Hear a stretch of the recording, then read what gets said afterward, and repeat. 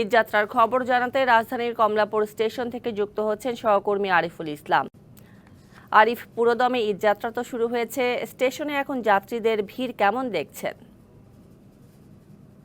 ভিড়টা কিন্তু আসলে দুপুরের পর থেকেই বেড়েছে, রেলপথে যাত্রীদের চাপ বেড়েছে যেটা বলা যায়, সেটা হচ্ছে এবং কি রেলওয়ে কর্তৃপক্ষ জানিয়েছেন বা তারা ধারণা করছেন সন্ধ্যার পরে এই চাপটা আরও বাড়বে, কারণ টিকিটের অগ্রিম টিকিটের যে পরিমাণটা যেভাবে কাটা হয়েছে বা কেটেছে সাধারণ যাত্রীরা, তারা কিন্তু মূলত এই আজকের দিন এবং কি 28 তারিখ এবং কি 29 তারিখ এই 3 দিনের ঝুঁকি ধকলটা কিন্তু আসলে পোহাতে হবে রেলওয়ে কর্তৃপক্ষে, কারণ এখন পর্যন্ত রেলের কোনো প্রকার ভোগান্তি অভিযোগ এইরকম কোনো ধরনের দুর্ভোগের কথা কিন্তু যাত্রীদের মুখ থেকে শুনতে পায়নি রেলওয়ে কর্তৃপক্ষ। তাই তারা ধারণা করছে, আশা করছেন তারা যে আগামী দিনগুলোতে তারা সঠিক ভালোভাবেই এই সফরটা শেষ করতে পারবেন, মানে এই যে ঈদের যে মুহূর্তটা যে ধরনের দুর্ভোগ পোহাতে হয় সেটা যাতে না হতে হয় সেই বিষয়ে সর্বোচ্চ সতর্ক বা ব্যাপক ব্যবস্থা গ্রহণ করেছেন। এখানে অনেকেই আছেন, আজকে যেহেতু শেষ কর্মদিবস, আজকে কেন বাড়ি যাচ্ছেন একটু যদি বলতেন।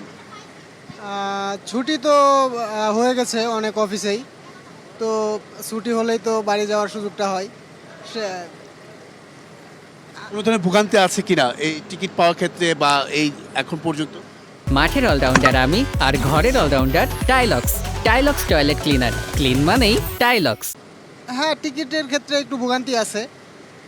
বাসের থেকে ট্রেনে সুবিধা বেশি পাচ্ছি, যার জন্য ট্রেনে যাচ্ছি আর কি।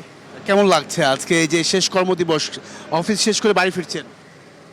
হ্যাঁ, অনেক ভালো লাগতেছে।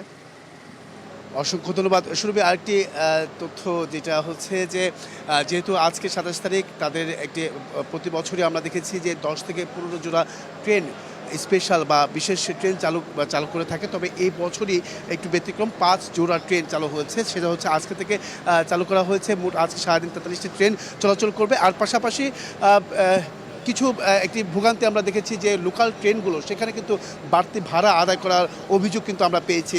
কিছুক্ষণ আগে একটি জামালপুর কমিউটার ট্রেন যেটি, সেটার মধ্যে যে টিকিট কাটা হয় সেটা বাড়তি ভাড়া আদায় করা হচ্ছে, এই অভিযোগটা পেয়েছি আমরা।